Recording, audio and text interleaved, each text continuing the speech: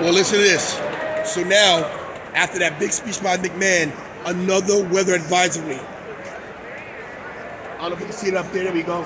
So now they're talking about lightning, and we got to evacuate yet again. So stay tuned. Wrestlemania has not gotten off the ground yet.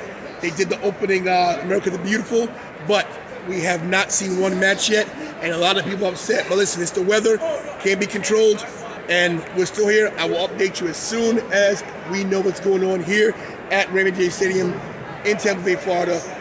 Lightning may be coming, and people are not happy.